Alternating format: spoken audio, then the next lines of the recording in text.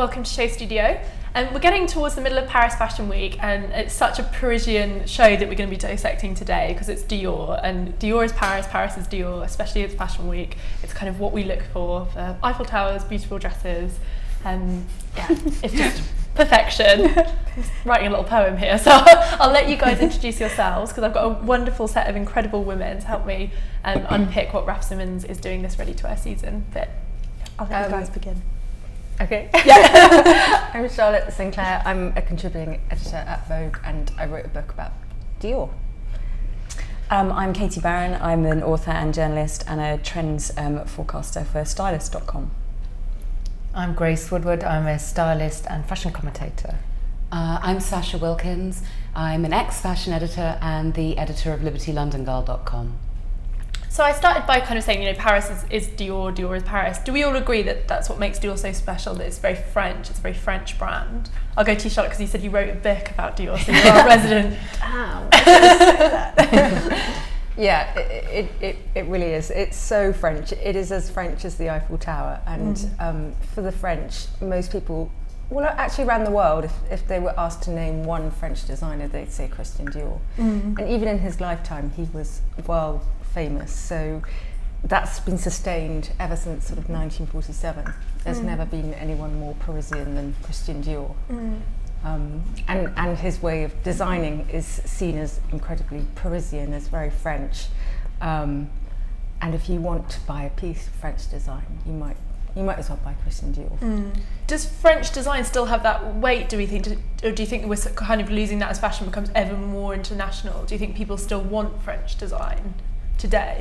Definitely, yeah, absolutely. I think as production goes abroad, lots of factories moving to China, where provenance of labels becomes even more important, and it's a sign of quality, and I think people really want French design. And I think we've been seeing it with a lot of the Italian labels as well, where they've been bringing out the craftsmen behind the brands out onto the catwalks and really refocusing on that. I know Karl Lagerfeld was he was talking about it with Fendi, and but obviously to get back to the French thing, for Dior, for sure, it's like the epitome of elegance and femininity and all the things, almost the traditional codes of French style. I wonder if the people who buy into Dior and keep probably the house alive through the kind of makeup with the kind of kitsch bows and the kind of damage maybe that's been done by the handbags and the fake handbags that has gone around the world, that some of the consumers of what is Dior actually know what a signature Dior shape or design or an ethos actually is like. Because when it's interesting when you first said that, thinking, is it quintessentially Paris? I'm thinking, no, it's Dubai, it's the Arab states, it's I think about the handbags so much because that's the most part of their earnings these days. I think I was just going to say, I think that's kind of indicative though of a slightly slippery spot for some of these massive heritage brands, where actually if they're not careful they become kind of so heritage that they're almost so sort of mired in nostalgia in a way that actually what's their sort of currency, what's their relevant, what's relevant. I mean, can you really say this is a modern Dior woman? It's quite difficult, and obviously that's part of the deal with bringing Raf in, of course, to modernise. Especially a couture house, because couture is always seemed to be the most old-fashioned branch of design, and always on the edge of being killed off. I don't think people, the thing you asked first about, do people want to buy French design?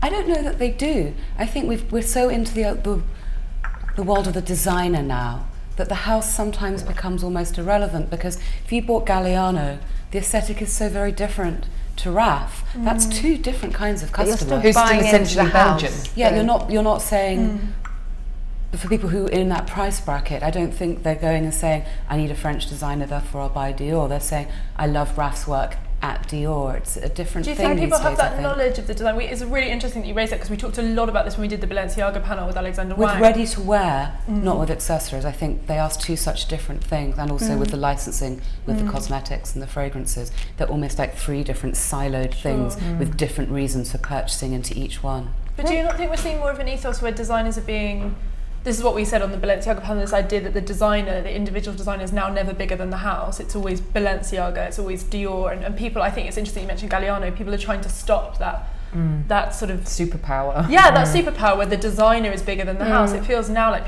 designers are brought in almost as a job, you know, and it feels much more kind of, I guess, professional. I think Raf is No, sorry. I think the way that Raf has been designing in the couple of years he's been there is indicative of that. It's much more subtle. It's not. It has got his signature to it, but it's also not shouty. It's really almost very, very subtle. Very. It's stealth, I think, is what he's doing. It really isn't kind of him shouting about his creative direction. Do you feel like it feels like he's working to a brief, like he is working for Dior? It feels like I think he's going into the archives. Do you remember that the very first show he did? It was the codes of the house, wasn't it? And he was seen. I felt there was such a strong statement that he was going to look at what Dior represented and work from that, rather than bringing. And he still is. The Ready to Wear, the Spring Summer show was very much the codes of Dior, and then given this amazing Raf Simons sort of offness, slight twist. It's quite kind of subtly rebellious, isn't it? In a way, like when he had, the Spring Summer show, you had the kind of logos on there, and it's almost like hints of sort of Bernard Wilhelm or something like that. And you kind of, I wasn't not totally sure what I think about those dresses. Actually, it was almost a bit too obvious, but yeah. Do you think the reason why we're going back to the idea of the house over the designer is because so many houses are being re-established and there aren't that many big name designers to put in each of the new houses, so the house will become more important just because the designers aren't big enough names to supersede them. They can't survive. That's the problem with the funding. It is only the houses that can survive at that level. Although I think there is a bit of a problem with it because a lot of those designers that are brought in, I mean, even Raf, I think, has said he probably, in 6 years, it'll be somebody else with that job. You do definitely get that sense of, if you keep having that cycle of people going through, it will be quite hard for the houses not to get into a situation where actually people, and it's so heavily PR'd that it does become about the designer. I mean, there's so much PR about him, and there still is every show, that I'm not totally convinced that it does feel as if it's about the house. I still feel it, and the same with Alexander Wang to an extent. But maybe they're the only two that really are, and that now it is flipping. I think the house is so powerful that almost it doesn't, I hate to say it, but it doesn't really, I mean, it's very good for press and for people in the fashion industry who goes in, but it's all about how they make a profit. If Raf makes a profit, if he is well received by the customer base, then he'll stay. And if not, then they'll whip him out. The most profitable they'd ever had, and it was the most bland thing you've ever seen. But I think that's such an astute point to make, because it is this idea. I think when you're very much in the fashion industry, you think that that huge sort of uproar about when Raf Simons was going at the same time as Eddie Slimane going, and everyone said, it's what everyone's talking about. But it's not what actually the shopper in the Dior store. Well, the shopper in the Dior store would have no idea who Raf Simons is, quite frankly. And it is this idea, the fact that Bill Gaten was the most profitable, it really does show that for the shopper it doesn't matter really about this kind of... Also because it's so different when you go into the shop as opposed to the runway, and that sort of gap between what's shown on the catwalk and what is actually in the store and what people are actually buying, the separates, the knitwear, the coats, all the things that are just useful selling things. Collection. Yeah, the selling collection. And that's always been... Which is probably not designed by Raf anyway. I dare to say. Raf really, I mean, it was kind of a palate cleansing exercise in a lot of ways, wasn't it? The anti-Galliano, sort of... But I think he brought it back to Dior a lot. I think that's something that's worth saying, because Raffin himself, I think, is such a creative force, and he's obviously probably the most influential designer of his generation. But to see him do something that felt so incredibly respectful, it was almost, palate cleanser is, I think, a very astute term, because it felt like he thought, what is Dior about? And it's this idea of working to a brief, and I thought that was quite refreshing to see. And it shows a sort of level of respect as well for the house, which I think is really important. I think the houses, as you say, they're so powerful, and kind of gone are the days where they could be sort of ridden roughshod over. It's just not that kind of climate any longer. Whether it will return to that, I don't know. But the thing that astonishes me is the workmanship. When I went to do a re-see at Dior, I think, which was it 2 seasons ago, and they had the black leather waisted dresses with the leather flowers all over it, and I'm afraid I got on my hands and knees in the house of Dior and stuck my head up underneath the dress because I wanted to see how it was constructed. Apparently that's not normal, but and it was the most extraordinary piece of construction. It was utterly ravishing. Every single leather flower rose this big, each individually handmade, And I think that is why you buy into the house, isn't it? Because it's so exquisite. On the other hand, the accessories are vile, but so who do we think is the quintessential Dior woman at the moment? I think that's the problem, isn't it? Yeah, it's whilst I completely understand why they would have rewound the personality slightly after Galliano. It's like I said, I keep thinking stealth. I know something's building, but if you think about what the general public would think, not us from the kind of the industry, the red carpet redefinitions. You've got Kate Blanchett being laughed at wearing Dior because he's very slowly redefining what is essentially a red carpet silhouette, and it's and that, if you look at Hollywood, doesn't happen easily. You've got to be really brave. Whereas I think before, whilst it was quite outre, the showmanship, the theatre, the clothes were actually quite plain when you go back to it. Whereas these are they weren't something challenging else. in the terms of beautiful bias cut dress is easier than some of the propositions that we're getting from He is quite subversive, I think. Mm. That leather dress, again, because I think it's so iconic, was a fairly new look shape. Yeah. But it's made from leather and constructed in a very, very 21st century way. But I think those shapes do work on the red carpet because they are quite precise. But you still don't see that many people daring to wear them because they are true. challenging. And the problem is the challenging idea is not easy for those actresses to pull off because they're like, I don't want to be the person that's especially the dress over trousers thing that he's really been pushing. Flattered, not challenged. Well, at least we haven't seen any back to front suits. Remember Celine Dion in Dior at the Oscars? I might have blanked that out. I think I've cleansed my mind. It'd be interesting to see who wears him on Sunday. Jennifer Lawrence, I keep remembering her falling over in the squid dress, I call it. But she did look amazing. She did If you're look going to amazing. fall up steps, do it like that. Dior couture. Yeah, did you see the way it kind of fell away from her? It was like a shoot. It was beautiful. And also there's that Sex and the City episode where Carrie falls into Dior, so I kind of feel like there's this really it's like there's like a falling for reason to do Dior, it. Just cascades of couture. I mean, there are some strange things. Did you see the Andy Warhol collaboration they did with accessories? Which really was one of the ugliest things I've ever seen. But I didn't like that whole show. Did you not? No. I think it's challenging though. It's what we're saying about it being quietly subversive. I think it's not as kind of immediately beautiful as what we came to know with Galliano. There's a quietness to it. I guess it's because it's not the kind of same romantic feeling. He had almost that sort of super, historically referenced massive romance, and which is much easier to fantasia seduce someone almost. with. Quite princessy. I still in a way. think he is quite romantic to me.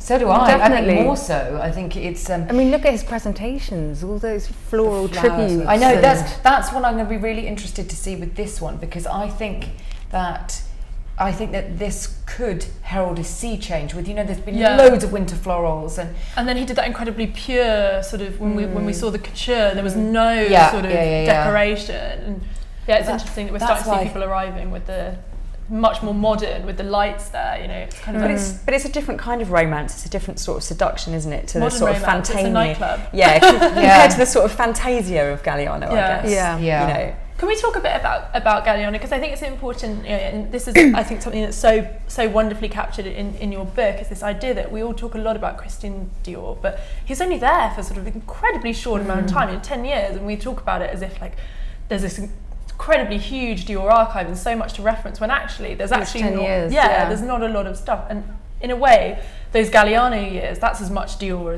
as Christian is. Do we miss Galliano? Do we miss that Dior? We've talked about it being reined in a bit now, and he became so big. Yeah, I miss the spectacle. Yeah, the visual. The visual excitement. But I think 360 of it. Interestingly, Marc Jacobs kind of took the reins, and then for Vuitton doing those huge, sort of massive carnival bacchanalia sort of, and so I kind of think he filled the gap. The spectacles, I think. I don't think it feels right anymore with economic change and the way that there's just a more modern vision. We don't wear embellishment like that at the moment. I think it goes back to the stealth thing. I think that's exactly the right word for it. I think we're you know, we've been talking a lot where I work about this idea of sort of inconspicuous consumption, the idea that even in the luxury sector, people want to be a bit more discreet about it. I mean, obviously, wearing a very challenging, you know, well, dresses, even if it's not massively embellished, that's still difficult. But it's about saying, you know, we don't necessarily want, you know, logos everywhere and, you know, this sort of very obvious signs of wealth, this, stealth wealth, totally. But will we get another designer with the same confidence and vision? I think there's definitely, I agree with you in terms of the spectacles of his pieces and his shows perhaps isn't right for the times, but is there a loss in fashion to not have a voice and sort of someone of his mind? I do think we have to be really careful. I think you're going down to sort of student level of making sure, I read an interesting comment from Raf a couple of days ago where he's even saying, you know, people, you know, when you're young and you're designing, you should be looking to other people that are also really interested in fashion, not just looking to the sort of big commercial houses you want to be working for, because otherwise you're purely thinking just of the commerce of it, and therefore that's bound to sort of hamper your, you know, rein in your creativity. So I think there's a bit of a risk about that. I think everyone's so kind of aware of the need to be commercial and to be part of a brand and where you're going and where you And actually even Galliano was told to rein it back, and you had a couple of collections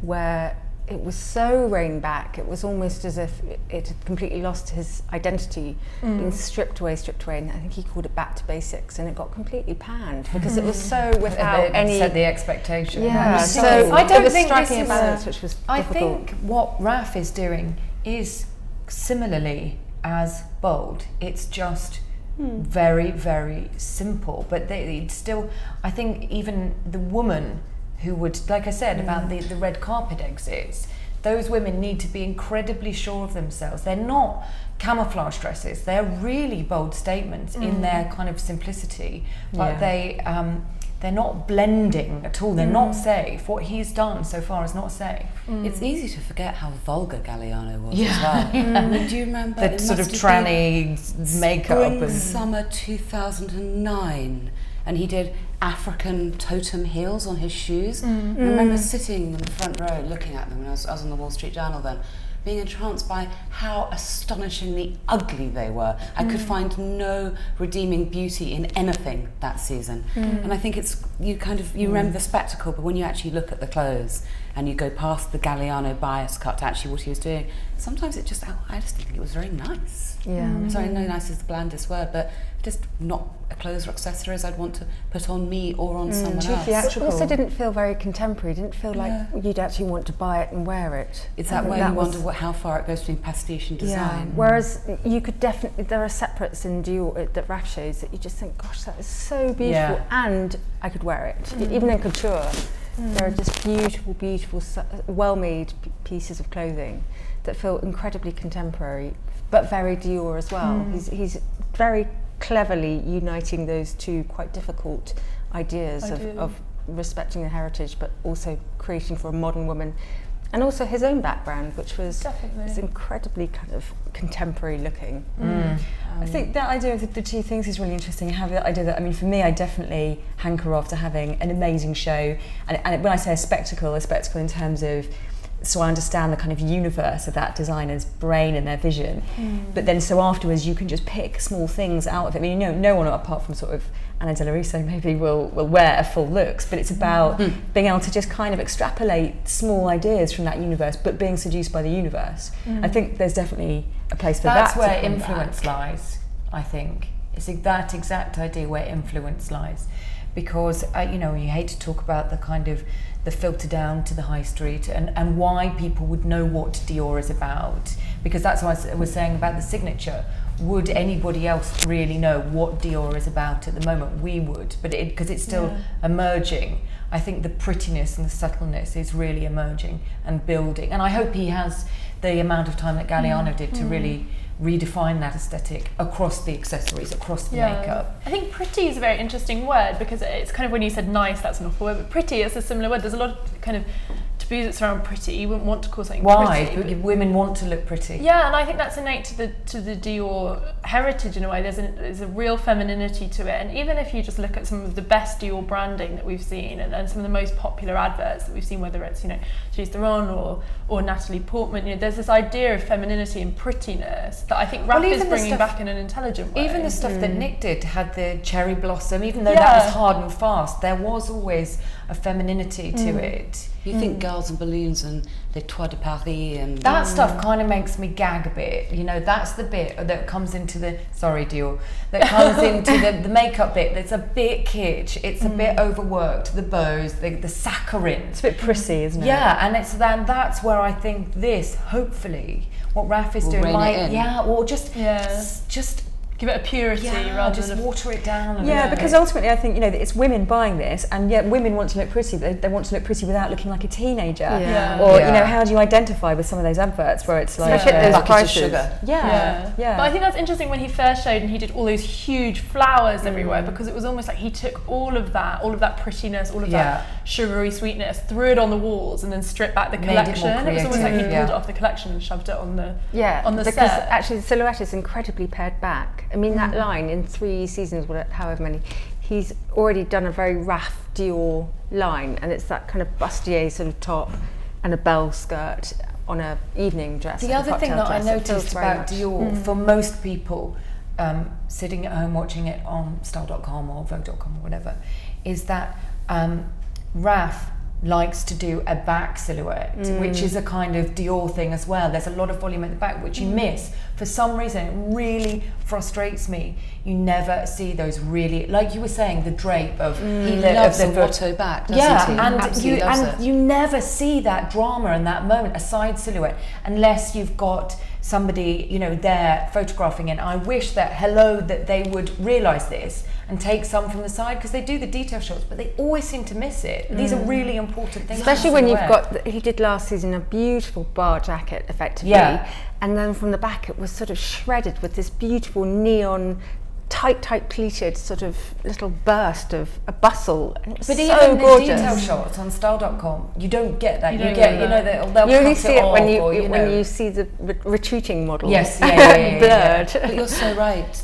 Thinking about doing showroom appointments there, he does have that historical silhouette thing going on, and that sometimes does feel like his connection to Galliano. But I never feel that Raf is pastiche. I feel that he's just using very beautiful silhouettes. But those flowing backs from the shoulders are just ravishing. And also, I think there's a newness in that kind of shape. When the Chanel Couture collection, when they such focus on the waist, and actually that's something that Raf's doing, that kind of tucked in, nipped in bar jacket shape, that feels quite new and refreshing. Well, the other thing, oh God, I'm going to sound like I'm going on about it, but when we see mostly these kind of clothes, we don't see the private wearers, we see celebrities and actresses in them, and that shape is very challenging for a body, because it is challenging the shape of what we know as of a stick thin body. It's putting volume in the hip, it's putting volume in the back. You might only see arms. And that's why I think it's kind of really interesting when you see a Raf Dior gown on the red carpet, about it. You go, this is a modern shape. He's changed the silhouette of a modern body. I loved Emma Watson wearing the Dior trousers. I just thought that was so modern, so elegant, especially just really suitable for her age as well. She's not a model, she's a woman. Come on, she's got a model body. But we do have this. I did a big debate on Womenswear the other day after the BAFTAs about how we treat actresses like models, but they aren't actually models. They're women who wear frocks. Then we judge them on whether they look good or not when they're not designed for an none of them are the normal shape. None of them are the shape of any of us sitting here. With exceptions, but they aren't models. Emma Watson's tiny, for example, but she still looked amazing in that. I thought that was quite interesting. And actually the challenge for her would have been that she's sort of 5'4" or 5, however she's. Although I would say proportionally she is model. But it was an interesting decision to take, that she should wear Dior and that she should wear that particular outfit rather than one of the little cocktail dresses or something. And it's we talk a lot about this on the panels with the red carpet, because the red carpet's almost become an extension of the runway, and how it's very hard for younger actresses to find clothes that are appropriate for their age, and I think that's one thing that really shines through. And everyone talks about how Raf's modernising Dior, he's going to modernise Dior, how modern he is, and no one really thinks about what modern means, but I think that really comes through when you see someone wearing it, and it looks like it's appropriate for their age. It doesn't look like they're wearing some sort of fussy... I didn't feel that about Jennifer Lawrence. I just felt like she was... The poor girl had this huge couture frock hung off her, but I've seen other things that have made me change my mind. Was the dress Jennifer Lawrence wore that was banded under her bottom and then banded underneath, that was Dior, wasn't it? And it just looked like she was being hobbled. It just, the silhouette wasn't appealing, and it didn't look like they're difficult shapes, aren't they? But I think it's changed actually, because I think that was his first couture show, wasn't it? But he did those banded shapes in the last couture. Yes, with all the slogans on it. I mean, to go against that, I know lots of older women who shop at Dior, are regular customers at Dior, and they were all terrified when they heard that Raf was arriving there, because they thought it was all going to be short. And lo and behold, there's a lot that's very, very short. So there's a bit of kind of push-pull between actually what he's creating is very, very modern look for a modern girl, and it is sort of 20 to 30, 35 that could wear a lot of those very short shapes. Well, it'll be interesting to see with this collection if there's a mix, whether it's kind of like partly catering to grooming a younger consumer that they need to be aware of as well, and keeping it relevant for a younger audience, just to make sure that it stays they're not in the spotlight. In their marketing, they're definitely not catering to, they've not put any older actresses, it's very much like, Jennifer Lawrence is 23, Natalie Portman is under 30. And looks much younger. Yeah, looks very young. But it's interesting to say this as well with a house like Dior, because it's not going to be bought by younger women. We talk about it being cool and relevant, but I know the fashion industry isn't everything, but I don't know anyone in fashion who I've ever said, I like your outfit. Where's it from? It's from Dior. You'd be like, Dior. Well, we're back at the age-old thing of how much is the revenue supposed to come from the clothes and how much of it is a loss leader for the licensing, the jewellery. I mean, the Dior fragrances are beautiful, they're so classic. Diorella, Diorissimo, Miss Dior. And they are clearly classic fragrances that need to be continually introduced to a much younger audience, because anybody over the age of 25 knows a Dior fragrance, can identify the smell of it. So you can see why their advertising is so young, because they need to pull in that aspirational younger audience. I don't know, I think I'd love to say that those old fragrances were the ones that people would recognise, but I don't think so. I think it's the ones that are kind of smell a bit younger, which are Miss Dior. They're the really mass market ones. That's what I think is defining Dior at the moment. I don't think it's the Diorella or Diorissimo, the ones that came in the houndstooth packet and the really. I mean, everybody knows the smell of Diorissimo because it's the iconic Lily of the Valley scent. No, I don't think. I think we know about it because you know a lot about Dior because you want to. I think that girls out there, women out there, only know Dior through a Boots counter.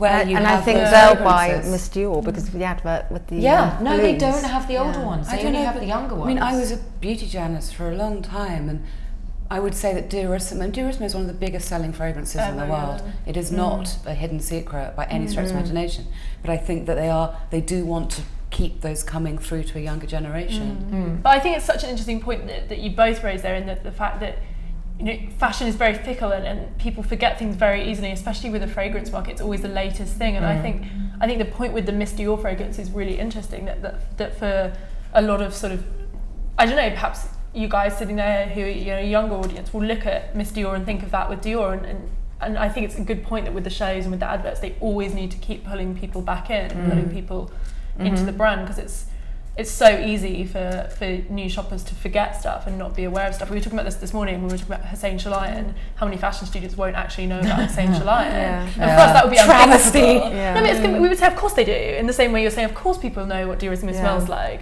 And I think it's that thing of two tutors of Westminster and Middlesex have said to me that they've had applicants come in and they said, who are your favourite designers? And one said Kim Kardashian. And it's like a fashion course, and they were like, well, you're not coming in. But this is what people, this happens. This is real. It's true. I've just judged a competition where people had to write a 250-word essay on their favourite designer, and I'm not going to name names here because it would be cruel, but I found it quite difficult to pick a winner. Because I was like, none of these designers are relevant. I just don't know what to say. They wanted me to pick 5 people, and I couldn't find one let alone 5, that I actually thought either for the quality of the writing or the design they're writing about would be a credible winner. God, I didn't win. But I think it's a really, really good point, and I think it's really interesting what you say, Sasha, and it's something that we don't talk about enough on these panels, is the reality of fashion and how much, for a lot of houses, whether it's Dior, whether it's Chanel, these huge houses, what we're about to see and enjoy is little more than an exercise to sell lipsticks. Is this it? Are we on? Yes. There's no set. There's no creative. Other than the huge lights, these lights that we were seeing above, which I imagine would be very striking. This is such a contrast to the opening of last season with that beautiful floral prettiness. But it definitely continues from the couture, doesn't it, in that white, moulded, sculptural space. It's much more vixen-like than I was expecting. This is a very powerful woman. She wasn't powerful in the same way. She's always powerful, I think, the real woman. But she's been quieter up until now. This is quite a... This is tough, very short. Yeah, and coat shape for him as well. That's not going to look... Well, I suppose they're the jackets, so you would dress them with a pant, wouldn't you, in the I think you'd wear with the trouser, Lots of bag exits. I think that because... At first, you saw a continuing line of the bags. These look like they... He hasn't had a hit accessory yet. No, not yet. Because we look at that vial, I keep saying vial because they are horrible, those Lady Dior bags. Yeah. It's just, what other bag can you name from Dior? Yeah. This is interesting because this is almost quite a classic French silhouette, with this kind of sweeping Camel coat coat and the long sleeves and the gloves. Yeah, I wonder, we're going to get a lot of colour. I think that's what the lighting was about earlier, that kind of drenched in colour feel. This is beautiful. He does colour really well. Those neons that he did were incredible. When we saw a lot of the colourful misplaced colour combinations which just shouldn't be right, but they really are. And a double-breasted jacket. We haven't seen very many of those for a while. Can we talk about the kind of Armani-ish sort of exits that we're getting, 2 at a time, and then 3 girls all together? It's very mighty, I think, when a house does that. It's very good, far less whimsical. It's really kind of hard-edged. Yeah, if you're looking even at the styling and the hairstyling, it's almost that kind of like 80s, power glamazon. It's the amazing team, Guido on the hair, Pat McGrath on the makeup. It's always really amazing. I'm imagining the exit note, which is like, strong, powerful, don't smile. These are proper goat-nest women, aren't they? I think that scarf ran into the dress. Yeah. We'll have to look at images afterwards because that was very striking. Because it does look like the scarves are attached to the... Yes. Yeah, it is. Yeah, it does. Oh, that's such a new idea. I think that's absolutely beautiful. That feels very fresh.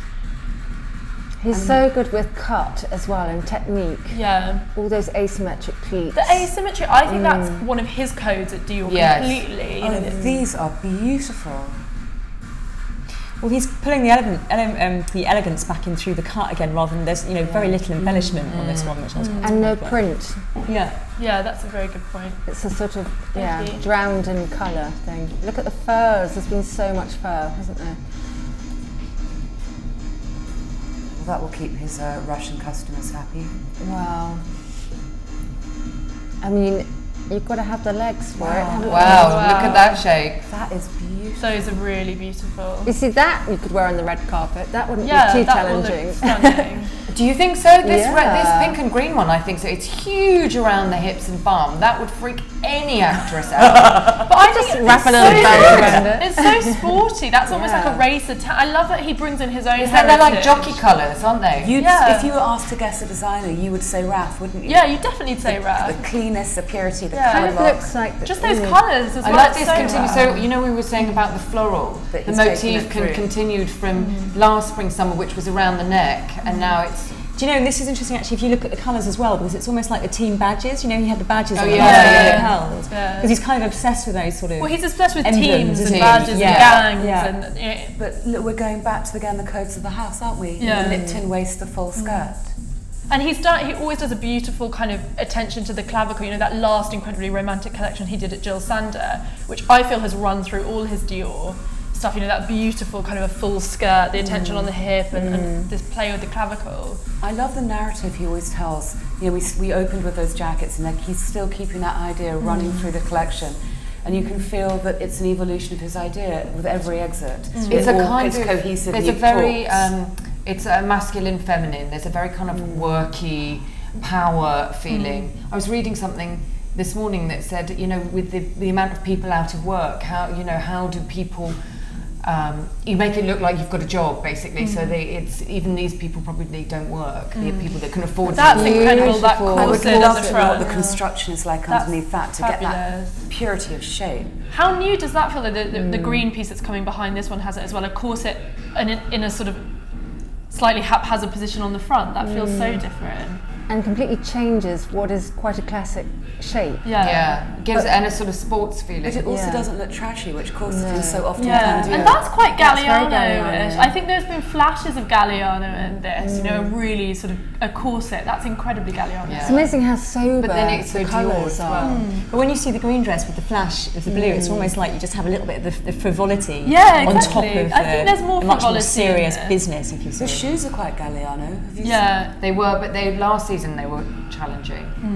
It's a lot of it's a lot of coat action. This is so Raf. Look at this. Yeah. Oh wow. That reminds me of that incredible Jill Sander collection where it was all the kind of white t-shirts with it reminds me of that. The colours are so him. Colours, especially that pink and this green. The pink and the green. He owns that though, I feel. Look at this pink broadtail, oh my god. All about the pins, the double-breasted suit and the jacket, isn't it? And the colours. Tailoring.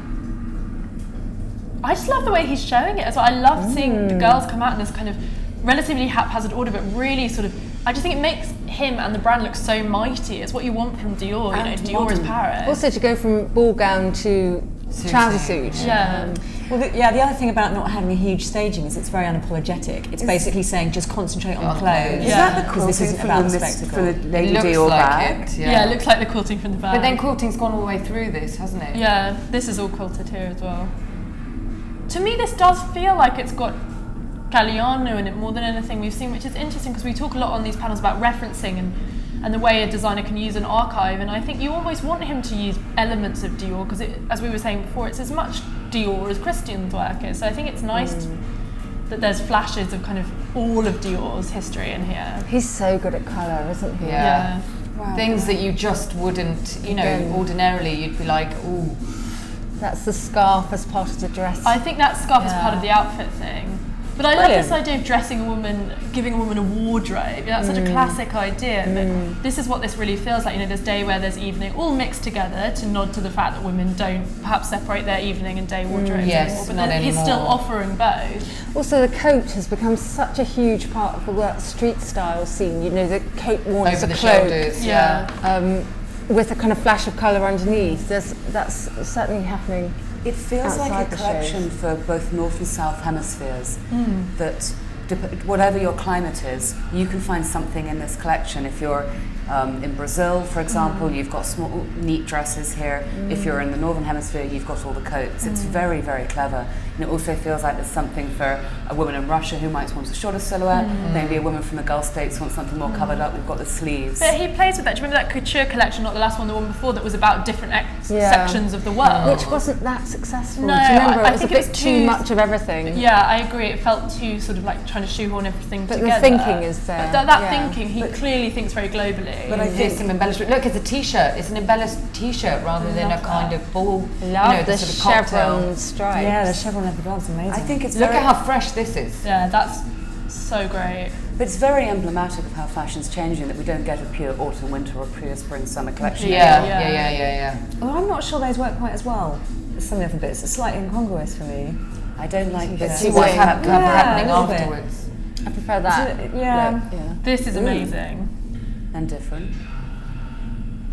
It's giving me grunge flashbacks. Yeah, oh my god, yeah.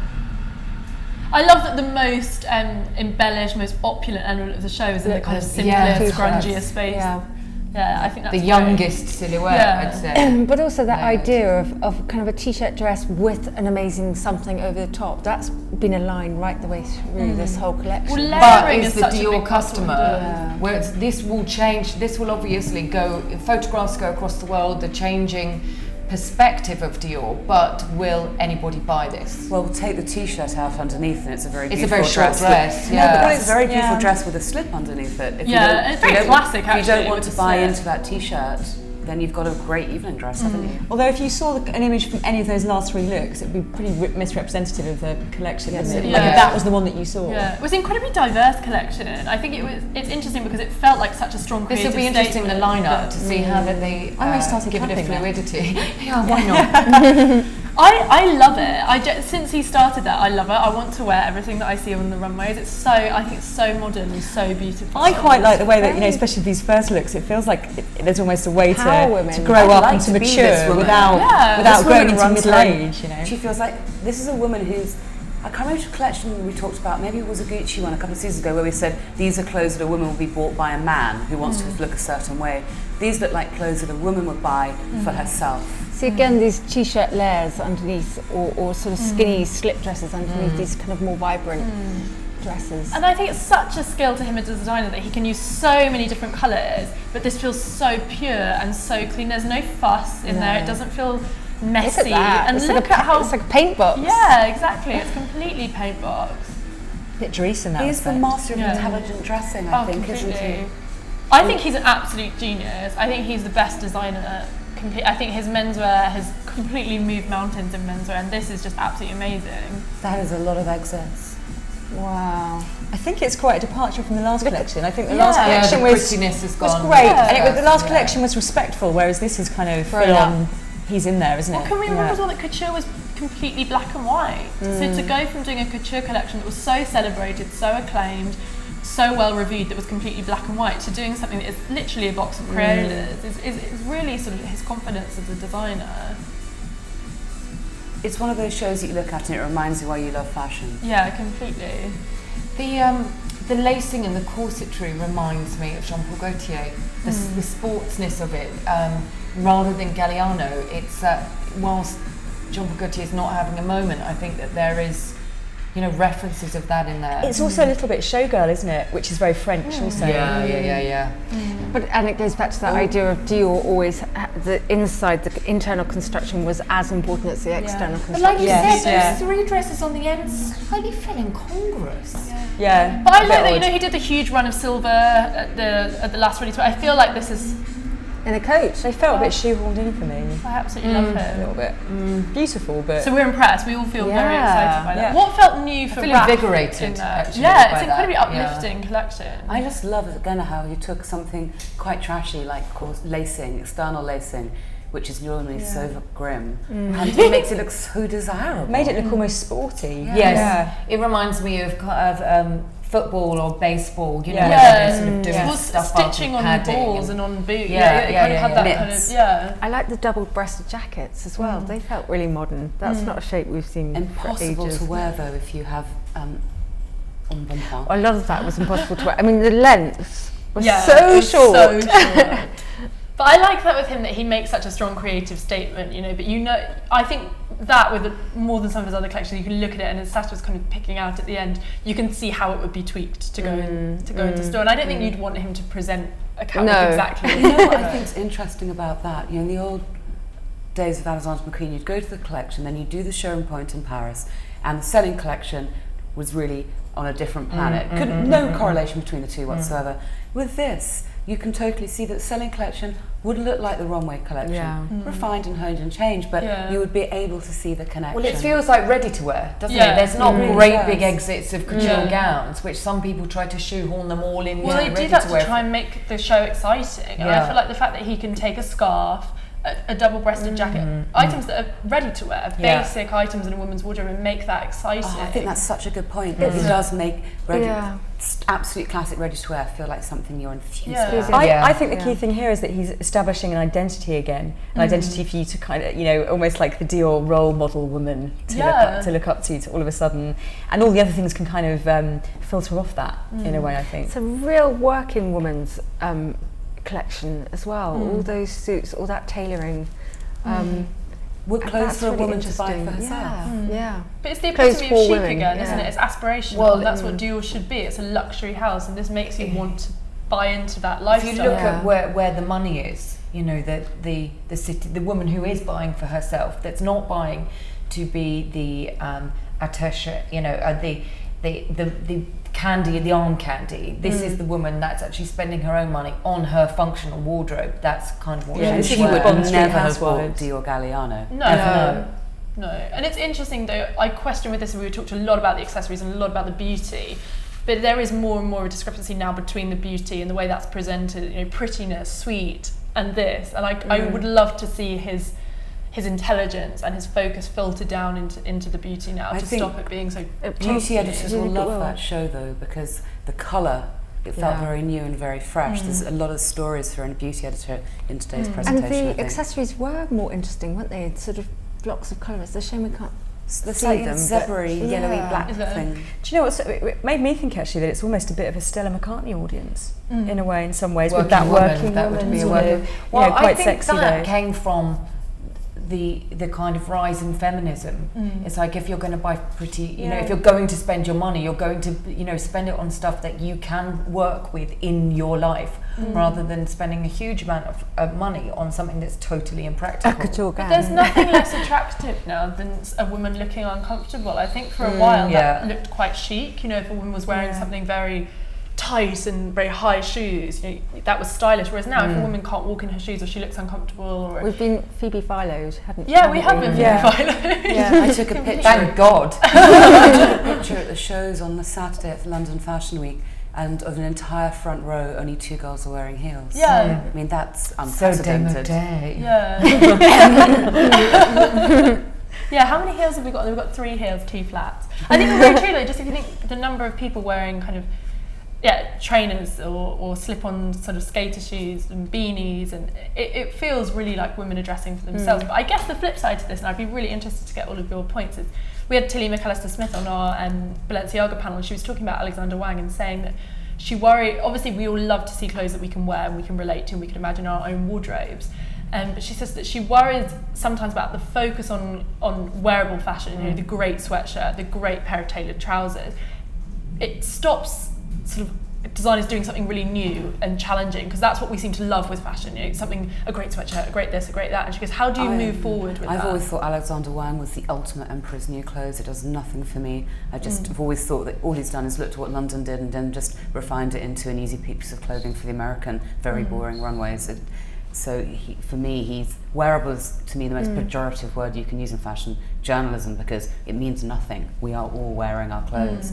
And for him, I would say his clothes are wearable because that's all there is to them. But does it not somewhat close the gap, as we were saying before, between what you see in a selling collection and what you see on the runway? If you can marry those two things well, then I think that's when a signature, the codes of the house, are right, because otherwise you see a mind-blowing show and then you don't see anybody in it. So what's the point? It's interesting, Sasha, that you mentioned McQueen, because that is a house that has really struggled with building the bridge between what are clearly absolutely breathtaking show pieces and runway and collections, wearability, and when the show just don't reflect that sort of same. Well, if you look at beauty. Alexander Wang, it's, you know, the criticism of bloggers at fashion shows, and I can say this because I am one, which is people don't realise the difference between reviewing something because it's good and reviewing it because you want to wear it and you like it. And with Alexander Wang, you can't. It's very difficult to review it and say whether it's good or not, because generally it's just clothes that people are going to wear. I always find it difficult to come up with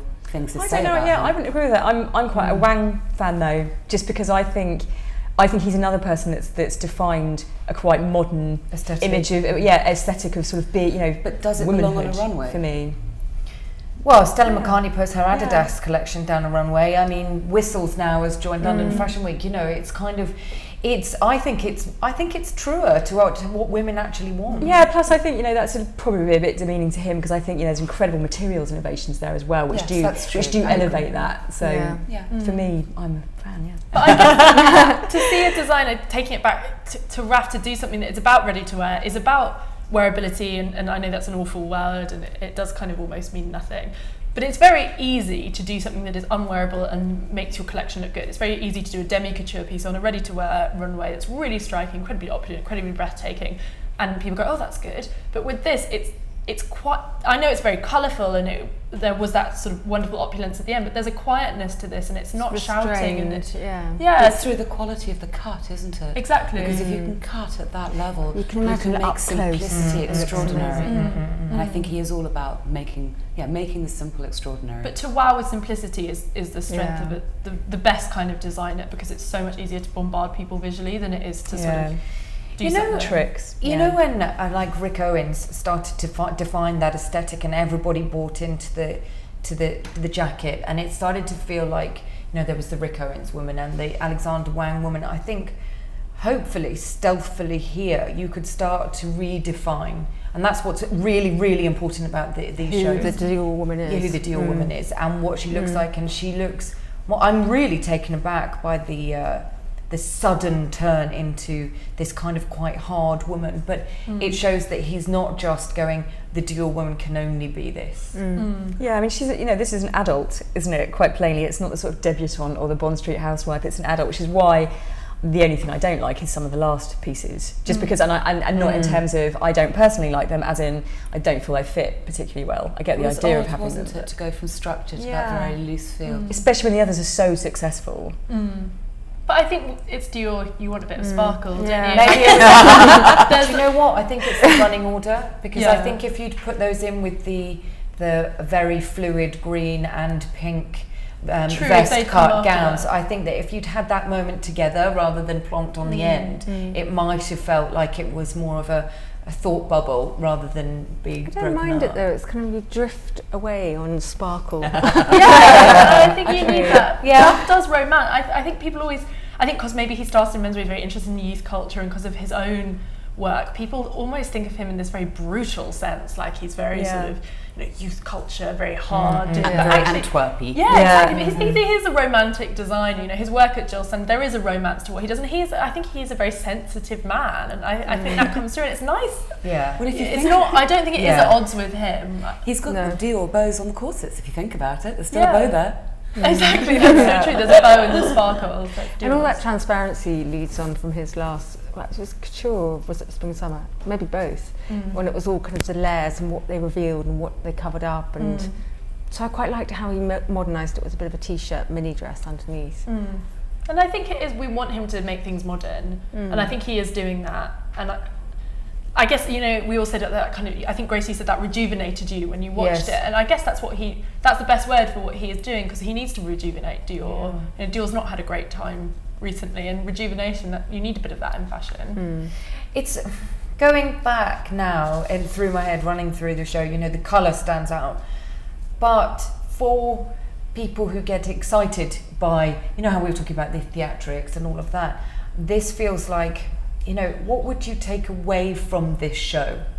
You know, because there's a lot of darkness, and there's a lot of quite serious cutting. But if you're not into that, I guess you take the colour away. You know, what's the Dior show going to influence? Yeah, you know, I think we're probably going to see some of the kind of the cutaway sleeves with the really long leather gloves underneath them and things like that. I think there's been a lot on the catwalks anyway. Yeah, but I think that kind of off the shoulder with the racer, I think that's interesting. That as a concept, you know, everyone's merging sportswear with high fashion, but that felt new to see. They don't usually do it in Paris, and if they do, it's not as subtle as that. And on the dress, he did it on the dressier section of the show, was very sporty, and then that incredible embellishment on it there that brought in that floral, and I think the almost medieval line when he with this cut. That was beautiful. I thought it was just gorgeous. The clavicles. Maybe it's about the colourful coat. Maybe that's it. Yeah, I think that's the takeaway, It's because that you know cobalt or teal pink. You work with real women, and to try to get anybody to wear colour is a nightmare. Especially coats, because you know, you walk out here, you walk into any city, unless you're walking in like the fashion district, you don't see any colour. Everyone's grey or black, or you know, they're all. Yep. Maybe it's just me then. I'm just scared of colour. It just doesn't suit me. But I want to be a colourful girl. I have a bright blue coat from Camilla and Mark, and I get stopped in the street every time I wear it.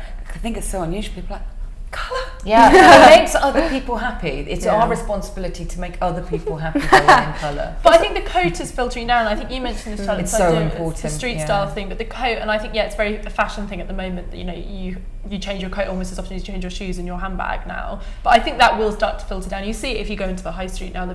It's not just kind of a black coat. Well, after the event of the pink coat. Absolutely. And maybe that's kind of laid the ground for this. I love that teal colour as well. That teal colour is actually really very wearable.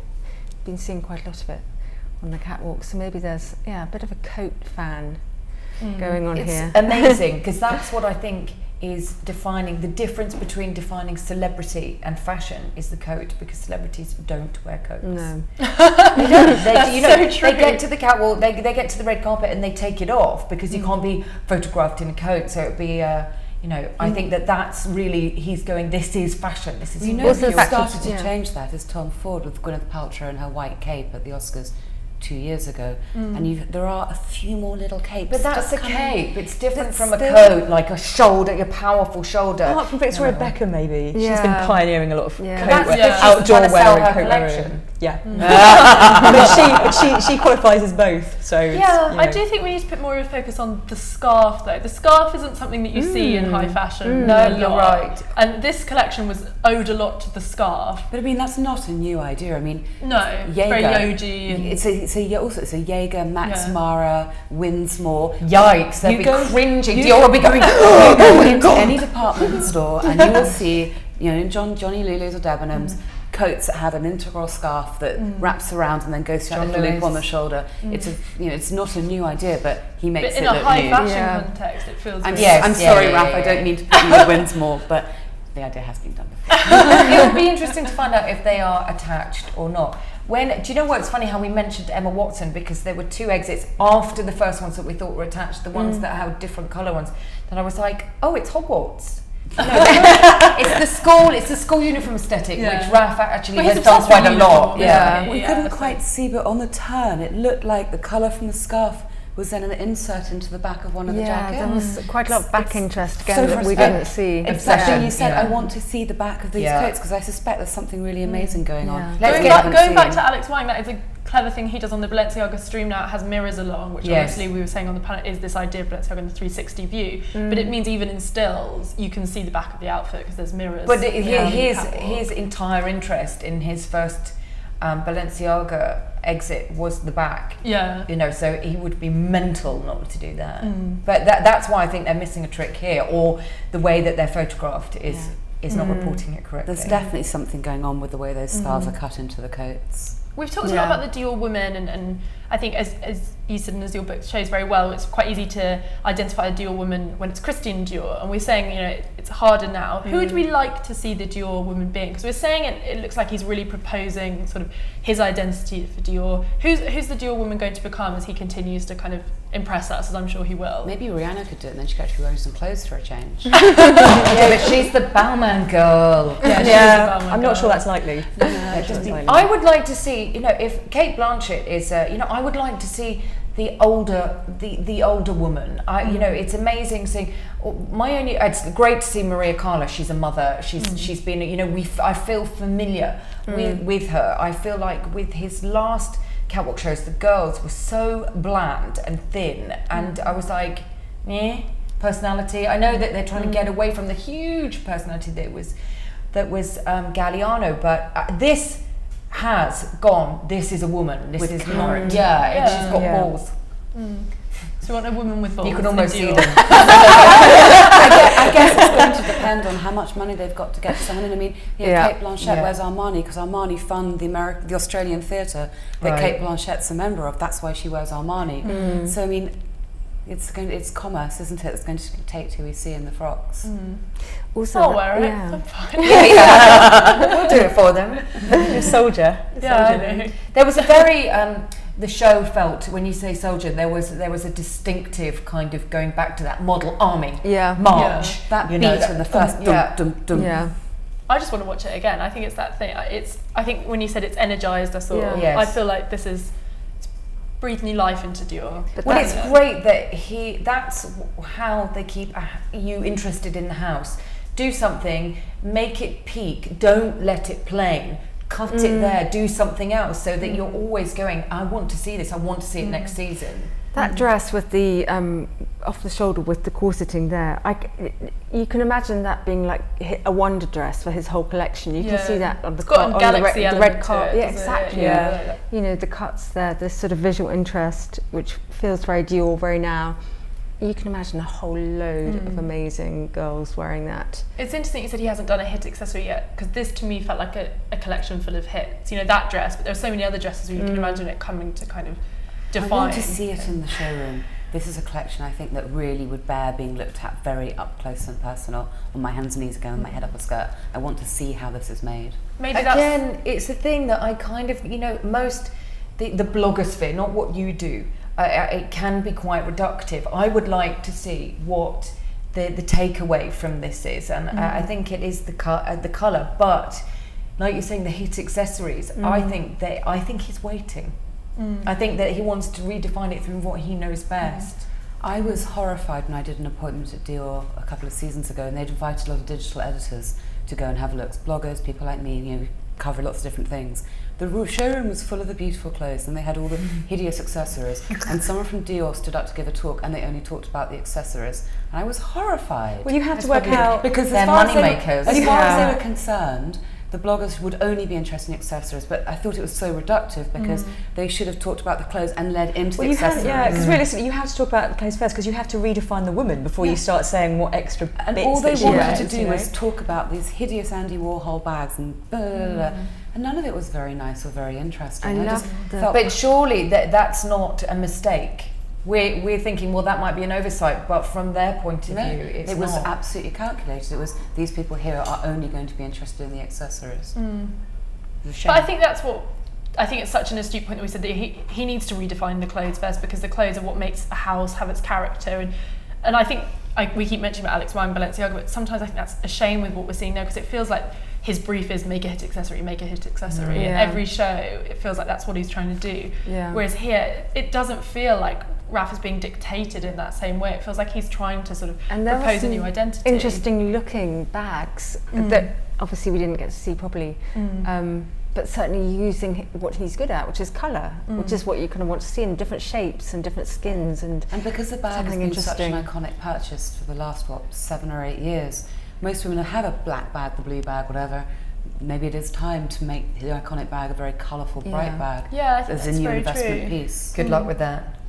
But then again, if your actress or your model wants to wear dark clothes, it's like, is it a pop? A post-austerity pop. Good line. There's a soundbite. There you go. That's a good note to end on there, because I think that's quite a post-austerity pop. It's quite a good way of summing up Dior. It's been a bit of a flat period, and now it's like energy is back. It's exciting. Colour. But I like what Sasha says, you want to see it in the showroom. I think that's our real request, isn't it? Just like send it all over. Send it all over. Straight away, cheap sweet. Dior, here. Thank you so much, guys. That was a lovely Parisian chat. Really lovely, an amazing collection. I just want to see it all again.